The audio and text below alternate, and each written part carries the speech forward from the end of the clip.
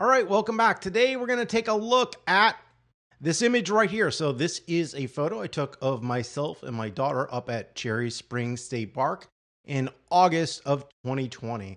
And when I originally did it, I just edited it in Photoshop. And actually, when I took the photograph, I photographed it with the intention of editing it just in Photoshop because at the time, that's all I used.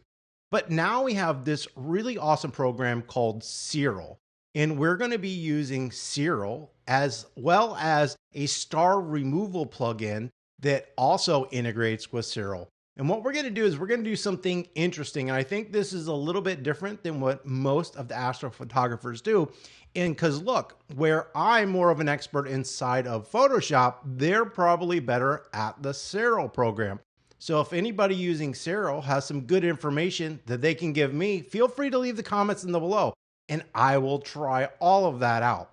So what I'm going to be showing you is just a basic image. And the reason I think this is helpful is it's because it's eliminating the stacking element of astrophotography, which can be a little bit overbearing for most people. This is just a single image. I'm simply using the 500 rule. I didn't even use a super wide lens. I used a 35mm lens. However, I have a really expensive 35mm lens, so I'm able to shoot at 1.4 if need be. I can't remember what I shot this at, but we can take a look and see.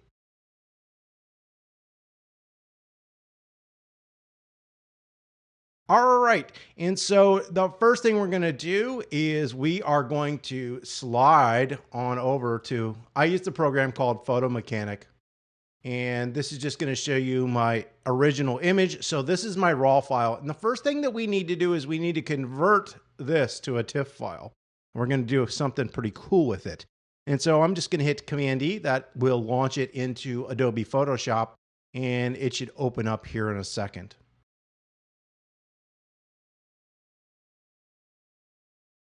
All right, so this is our raw image. And just to make sure that we're at the beginning, I'm going to go ahead and hit Reset. Nothing has been applied to this image. Okay. So we haven't done anything to this image inside of Adobe Camera Raw. And we are going to slide over here, right here. You see the detail. So right here is detail. And we're going to open that up. And this is brand new in Photoshop. You used to have to do this and create a DNG first. But in the new version of this, we can go into where it says raw details, super resolution. But what we're going to use is denoise. And so I'm going to use the noise removal inside of Photoshop rather than the one inside of Siril. So we're going to go ahead and hit denoise, and that's going to just simply run through this using artificial intelligence and remove all the basic noise in this image. And this noise removal is one of the best I've ever seen. Have I compared it to the Siril? I've used the Siril one, but I think this one works just a little bit better because we're kind of at the beginning. Whenever you do denoise, whether you're in Siril or in Photoshop, it should be the first thing that you do. You want to do that on your raw image. You don't want to process it and then run it. Not the optimal way to do that. All right, so we've run the denoise and this looks pretty good. And remember, I could come in here and start editing this. And truthfully, I could do a pretty good job, but there's some really cool features inside of Siril that we're going to take advantage of. All right, so I'm going to do a couple of cleanup things here. So we're going to go ahead and hit open and throw this into Photoshop. So I could change the profiles if I wanted, and I could color balance it, but the color balance actually looks pretty good in this situation. So we're just going to go ahead and hit open. And we're now inside of Adobe Photoshop. And this is the basic setup for me. Now, if you don't know how to do Photoshop, I have a whole series of tutorials on how to learn how to use Adobe Camera Raw in Photoshop.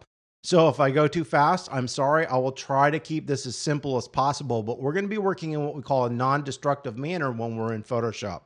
So what I want to do, and this isn't a non-destructive process, I'm simply going to take this tool right here. You could use this tool, or this tool. These two top ones are the easiest. And what you're going to see is I have a custom toolbar. So if yours doesn't look like this, it's because I've adapted it and changed that to a custom toolbar. But most likely these are going to be in one of these locations. You would just left click and hold and you would find them all. This is simply just the spot removal brush. And I just want to get rid of where there were other people at the park and they were walking around and turned on lights and made things really bright. So we're going to get rid of somebody's red light. That was nice of them to use it. And then I'm just going to simply paint over this. And this is just using content aware to remove those areas that I don't want. Looks like there's another little light right. Sometimes you have to go over it twice to get rid of it. This is just a little bit bright for me, so I'm going to get rid of that. And all that looks pretty good. So we are done. So what I'm going to do is I'm going to save this file out. Siril won't be able to use the raw file, so we're going to save this as a 16-bit TIFF. So I'm going to do Command-Shift-S, which is Save As. You could simply come up here and go File, Save As. And what we're going to do, and you're going to probably see that I have a whole bunch of folders, but I'll try to put this in something different so it makes it easier for us to find. All right, so we will go into movies because I haven't saved anything there. And I'm going to create a new folder, and I'm going to call this Milky Way Real. All right. So inside that, we've got the Milky Way 204 as a TIFF. The Photoshop, the Adobe color profile is getting embedded with it. I'm guessing that Siril will delete that. So I am on a Macintosh. We're going to go ahead and hit OK, and we're going to save that. There are no layers, so we don't have to worry about that.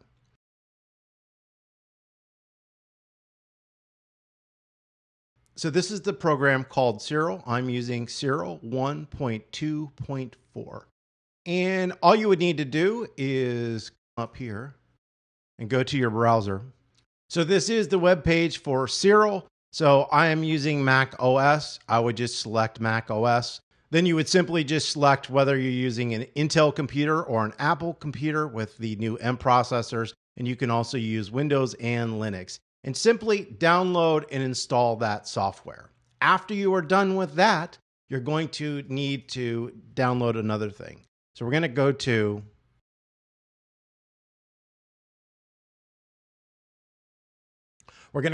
this webpage called Starnet Astro/download, and you're going to come to this page.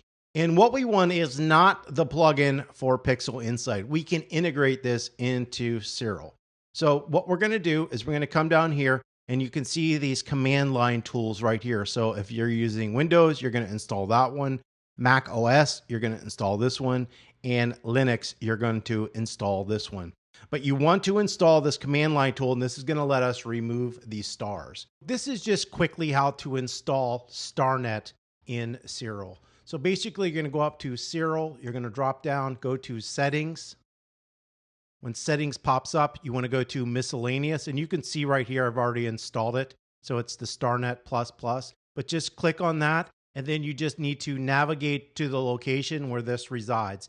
Now on a Mac, I had a whole bunch of issues because of permissions. So what I'm going to do, because it's too complicated to do here, on my website where I post this video, I'm going to have step-by-step instructions of how to use Terminal to kind of make it so that you can remove those permissions and install it. You also might need to go into user privileges and allow it, because basically Apple sees it as a third-party program and thinks it's suspicious and doesn't want you to install it. So you just need to override that process. What we're looking for is when you go into, once you download the Starnet plugin, it's a zip file, unzip it, and then you'll get a folder. And these will be the different files that you have inside of it. And it's the Starnet++. That's what you want to install. Once it's installed, you're good to go. Just don't move that from that location.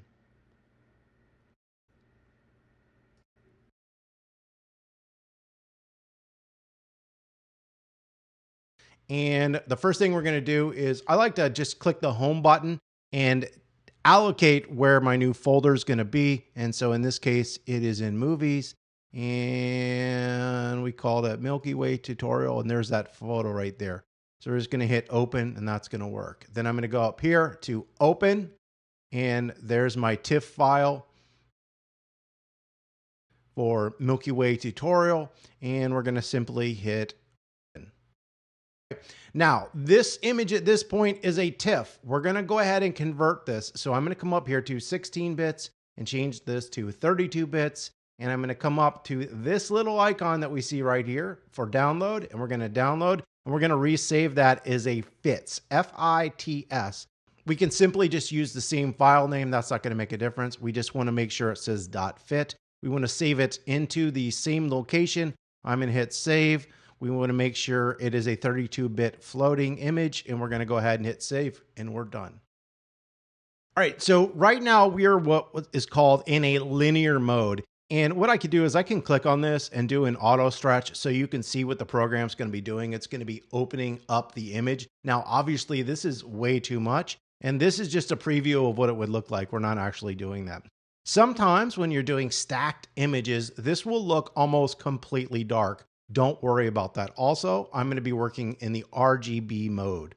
So the first thing that I'm going to do, and I've had some issues. I know that some people will come up here and go through the process and do the deconvolution, but it crashes on a Mac and doesn't work. So we're going to not use that. You can see right here's the noise reduction. I don't use that as well.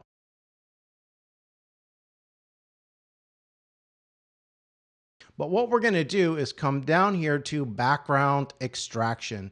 And what this is going to do is sort of even out our background, not really where the stars or the Milky Way are, just in the areas of the dark background. So we're going to go ahead and click background extraction. I'm going to slide this over here so you can see what's going on. And we've got this method right here. Now, the first thing that we want to do is samples per line, and you're going to see what this looks like here in a second. So I'm going to hit add dither because I am using a Canon camera, and I think this helps with the Canon cameras. And I'm leaving basically everything at default. And I'm going to hit generate, and you can see it creates all these different points of where it thinks the backgrounds are. And so the 20 are these little dots. Now, I don't want the red dots anywhere on us or on a star, because remember, we're trying to affect the background only. So what I can do is if I want to add a little red block, and these are just sampling points, I can simply left click, okay? And it adds a sampling point. I can go over it and right click and it deletes that point. So what I'm going to do first is I'm going to start deleting everything around here that I don't want. And the cool thing is you can just go inside of this and double click a couple times and it will get all the points around it. And so I'll go up there and get that one here.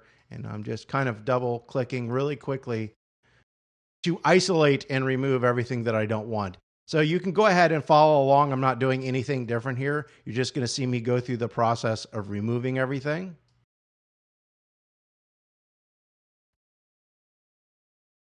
All right, now that I've removed all those points, I'm simply going to go through here and make sure that any of these little red boxes are not on a star. So I'm just simply looking for none of those boxes to be in the star or in the area of the Milky Way where I don't want any of this to really be affected. So I'm just simply going to go through here and remove some of these that I don't think are necessary.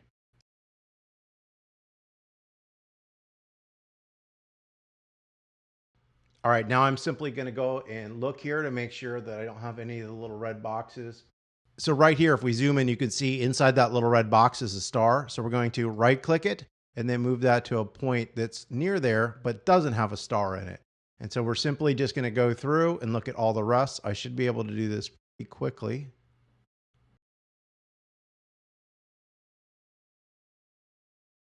So at this point, we're just going to come down here and hit compute background, and it should simply go through the process and we're going to be done.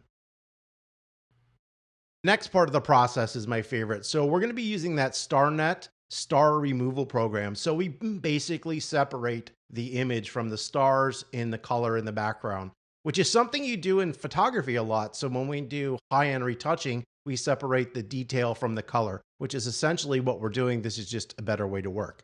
So what we're going to do, once you've installed that plugin, is you're going to come up here to image processing. So we're going to slide down here to star processing, and we're going to select that. And you'll see right here, we have StarNet removal. We're going to click on that. It's going to bring up this little box. We need to pre-stretch it. Remember, we're in this linear mode for this to work. It needs to do a small amount of stretch to make sure that it gets all of the stars. We're going to hit generate star mask, and we're going to simply hit execute.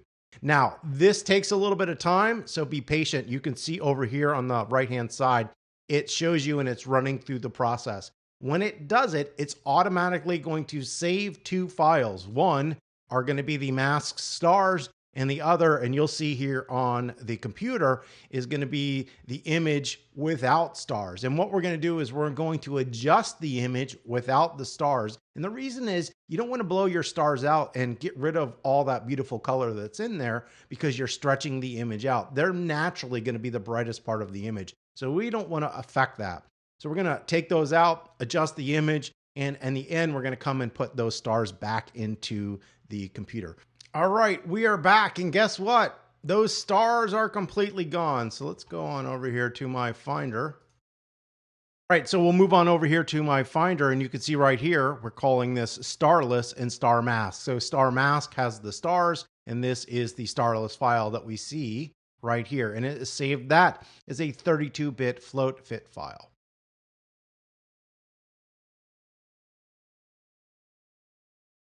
And so now we can go into the process of adjusting this image.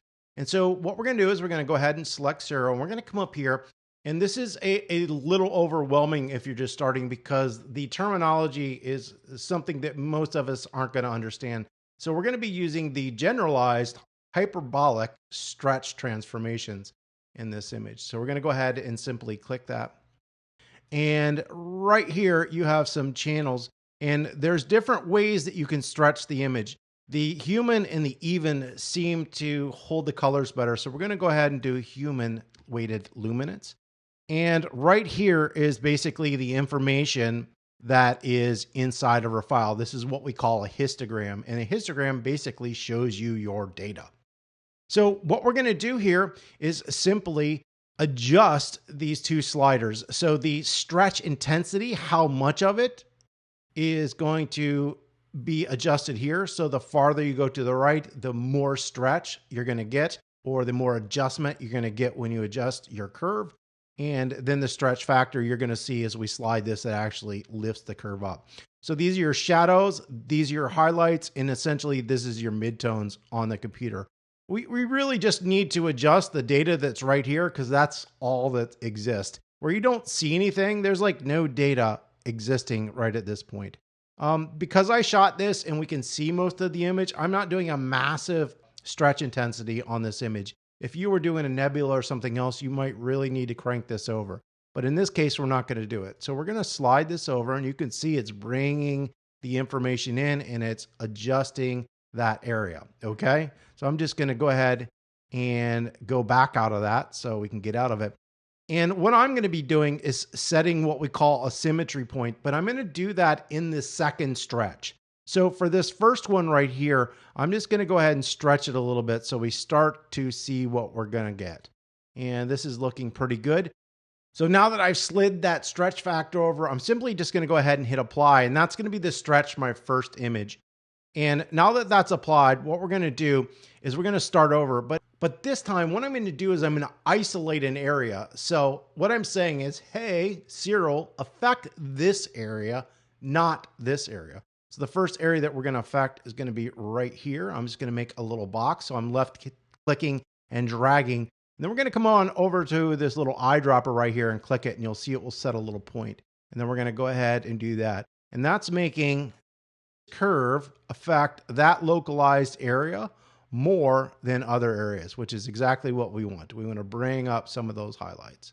And so I'm going to do this in small increments. However, each time you do this, it's actually physically manipulating your data. So you don't want to do this so many times or things will start to fall apart. So I'm going to hit apply and do that again. And this time I'm going to go into a different type of an area. So I want to get some detail maybe in this area, or I think in this case, in this area.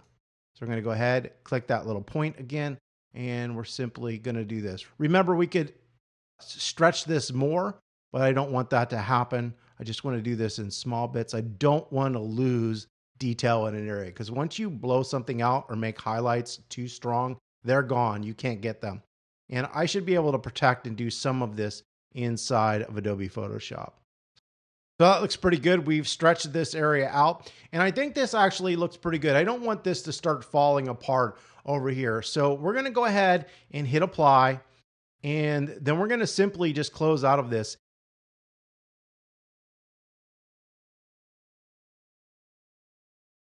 The last thing that we're going to do here before we save this file out is we're going to go up here to image processing and we're going to remove green noise. Now, the issue here, when we do this, it's going to remove this area. Don't worry, because we're going to bring that back inside of Photoshop. So we're going to hit apply, and that's just going to remove unwanted green noise that doesn't really exist. All right, so that's pretty good. We're going to close that out. Now what we're going to do is first, I'm just going to go ahead and save this file. And then we're going to convert this to 16 bits right here. To 16 bits, because inside Photoshop, we want to work in 16 bits. You can work in 32 bits, but Photoshop's not really set up for that yet. So we're going to come to here. We're going to download this image. I've already saved this once. I screwed up and forgot to do the remove green noise, but we're going to go ahead and change this to a TIFF file. So this is going to be the TIFF file. I'm going to go ahead and hit save. Yes, I want to replace it. We have this. Notice we got 16 bits. That's what we want to do. We're going to hit save. Photo is gone. All right. So now we can go on over to Photoshop. Here are my files. There's that TIFF file. We're simply just going to double click that. I'm converting the color profile.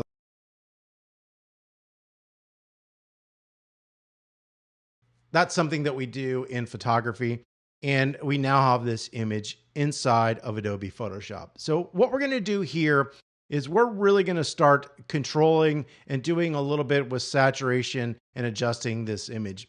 But I'm going to be doing it in what we call a non-destructive editing mode versus some of the ways that some other people have done this. And we're also going to do what we call selective adjustments. Because in Photoshop, you can do stuff to an image, but usually you don't want it to affect the whole image. We just want to narrow focus that into some very specific areas and locations.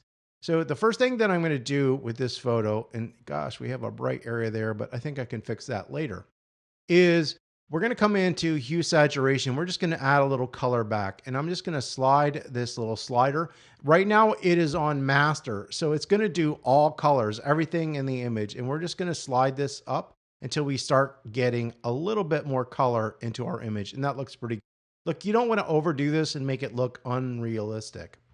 So because we did this as what we call an adjustment layer, and to create an adjustment layer, I just came up here to where it says adjustment. If adjustment isn't visible over here, you just want to come to window, tick the adjustments box, and it will look. You can also come down here to this little moon with it's like half bright, half dark, click that, and that will also allow you to do an adjustment layer. Or if you really want to be tedious about it, you can go layer, new adjustment layer, saturation. All would do the exact same thing.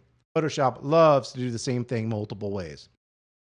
All right, so now that we have this, I think what I want to do is I'm going to make a curves adjustment. And so we've been looking at a curve inside of Siril, and I've always used curves inside of Photoshop. So we're going to click on the curve, and you can see right here that the data doesn't start in this image until right here at this location.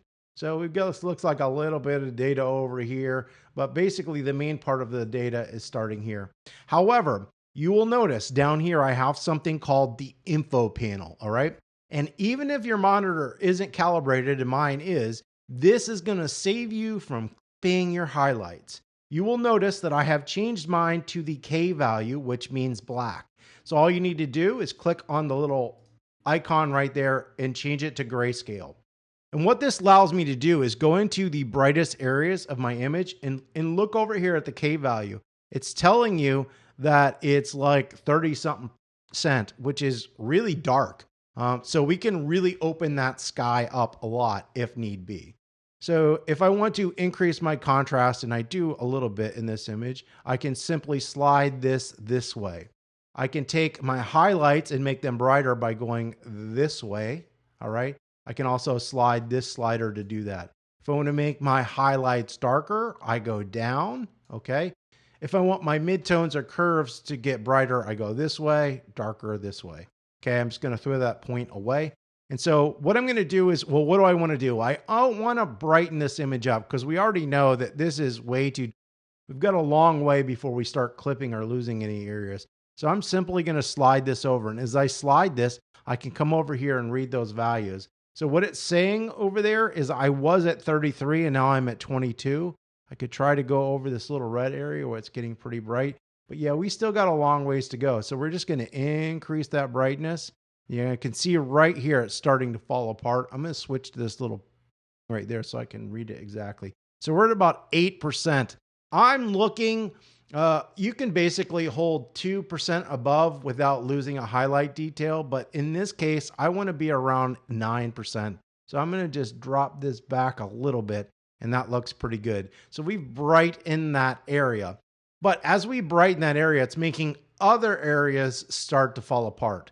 So if you notice over here, we've got this little white thing next to our curves adjustment. And if we select this, we're on the curve. But if we select this, it's what we call a mask. And the way Photoshop works is white shows your adjustment. So right now we're seeing the adjustment because this is white.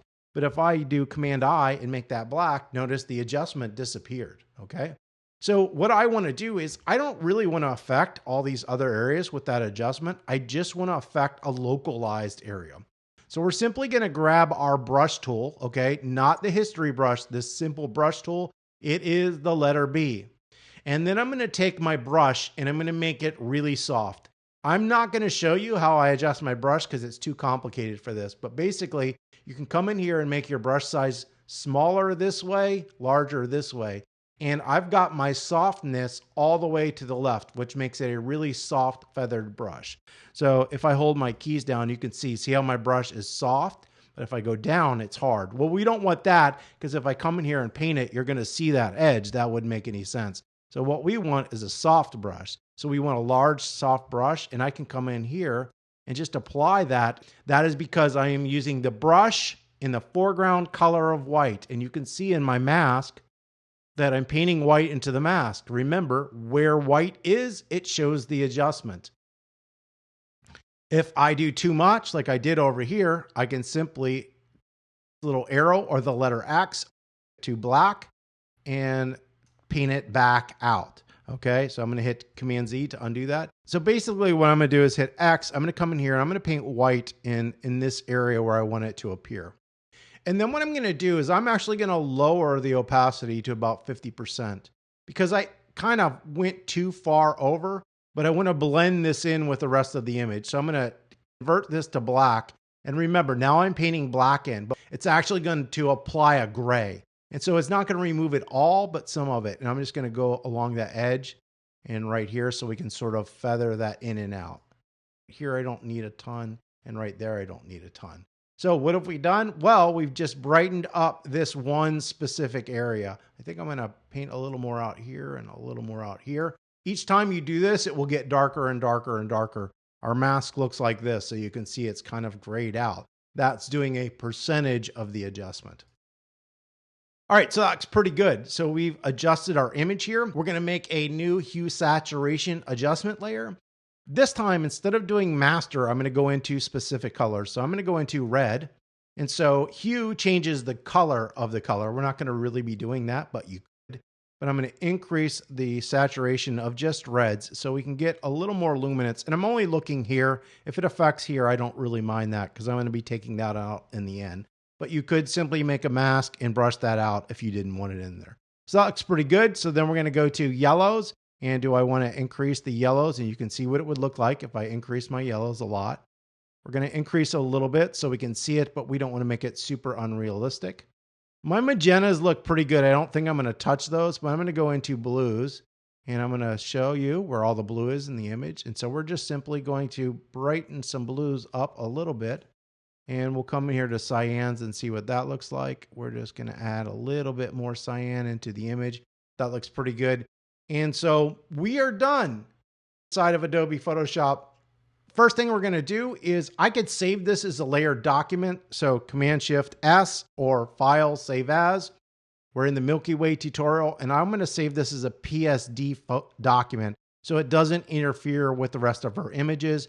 And this will allow me to come back to this. So if I decide a day or later when I'm working with the image that I don't like what I did, simply start at this point, which is going to be really easy. Then I'm going to go up to Layer, Flatten Image. That's going to flatten this image. And then I'm going to do the Command Shift S, Control Shift S on a PC. And I'm going to save this out as a TIFF file. All right. So this is the starless Milky Way. It's probably going to overwrite our last image. We're going to hit Replace. Options. I'm on a Mac. We want no compression, interleaved, Macintosh. Okay. Save that image out. All right.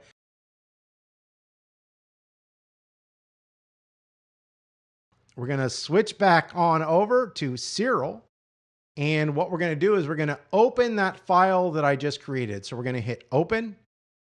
And we are looking for the Milky Way tutorial. And we need that TIFF file that is starless, which is this one right here. And we're going to hit Open. For this to work, we need to change this image back to 32 bits. So we're going to change this to 32 bits. And we're going to save this out again using that little download save. And we're going to change this back to a FITS file.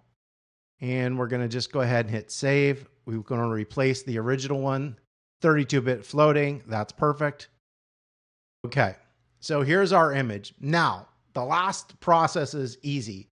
We're going to come up here and we're going to add our stars back to the image. So we're going to go to Star Processing.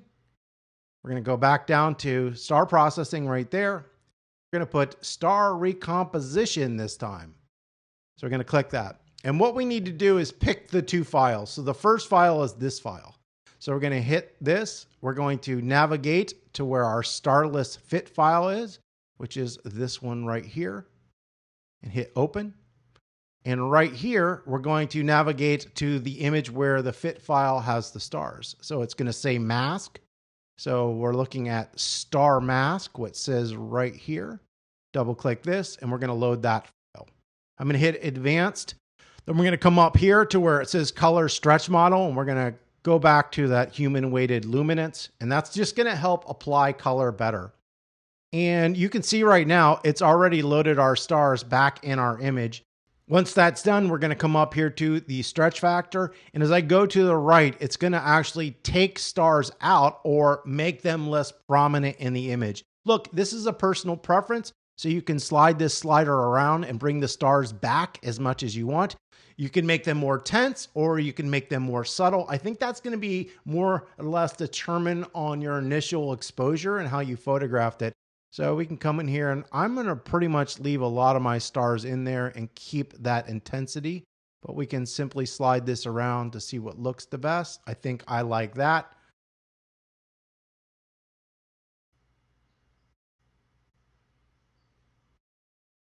I'm done. I can simply hit close. We are done. We're going to come back up here. I'm going to hit save. I'm going to change this as final composite. And I'm going to save this as a fit file first. So we're going to hit save. And we're going to do a 32-bit float. We're going to save that out. And then I'm going to come back up and I'm going to resave this. And this time we're going to change that to a TIFF file. So we're going to go to TIFF. So it's finalcomposite.tiff. We're going to hit save. We're going to get this. We're going to switch it to a 16-bit image, hit save, and we're done. So we can simply close out of this Siril program because we're done.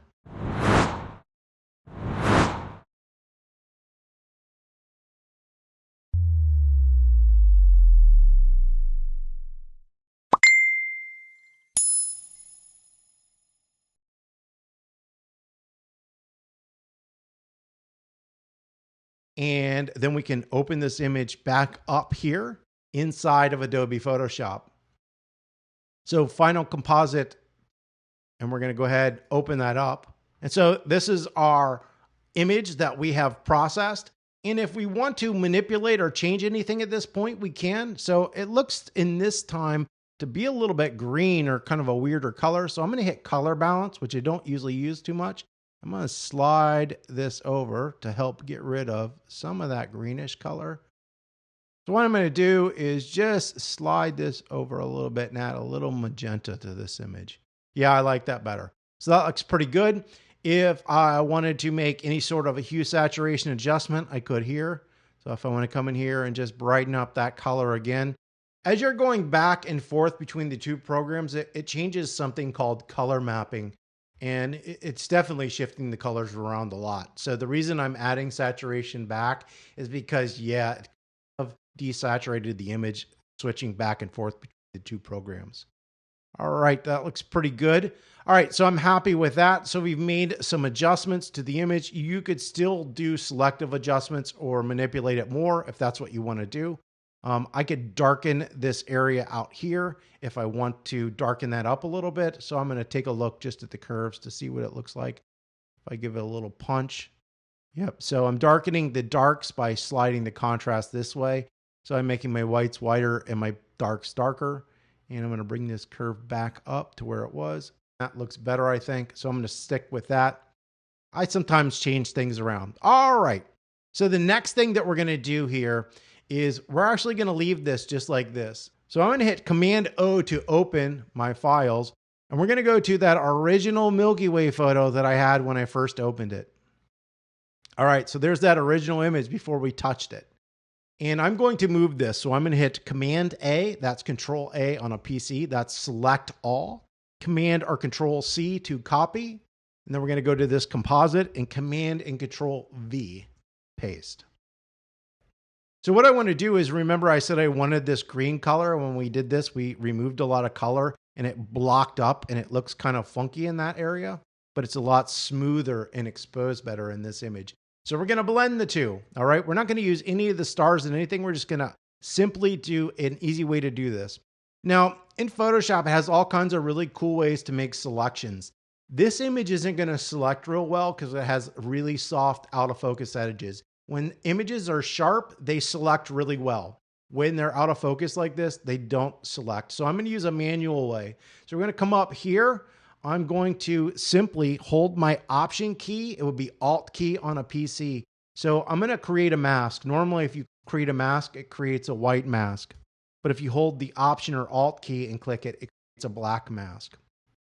Okay. So we're seeing this image with these adjustments. This is being hidden because that mask is black. So once again, we just need to paint white. So I'll flip the foreground color. If your foreground and background color aren't white and black, you can simply just hit the letter D and it will switch them. I've got that brush. It's a big, large brush. I'm going to reduce the size. You can use the bracket keys next to the letter P to make your brush smaller. So that's my brush size. And then I'm simply just going to paint white. And what this is going to do, it's going to apply this image on top of it. I've got my opacity down at 50%. I don't want that. So we're going to come in here and you need to be sort of careful. You don't want to go outside of the edges, but I'll show you how to fix it if you do it. It's not real hard. Right. Obviously, to be more exact, you need to kind of zoom in to get a really refined area. The best thing you can do is make a smaller, harder brush.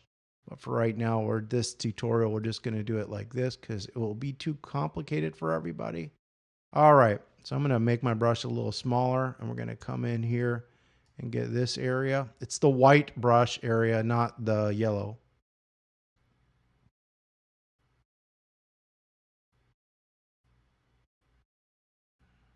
Just trying to get some of those edges a little bit better. Pretty good. I'm going to click on my mask. I'm holding the Option when I do that, just Option, and then I click the mask and it shows me. So I missed this area. So we'll just apply that. Option, it's Alt on a PC and clip that out. So what did we do? Well, we just added that back in. So it was gone. Now it's there. All right. So now that's our basic final image. I could come in here and adjust some things. Now that I'm not affecting this, if I wanted to come in and make the adjustment curve a little bit stronger, I could make that stronger, and that would increase my darks and lights and contrast in the image, which I actually do like a little bit. So we're going to go ahead and increase the contrast a little bit more now that I see that.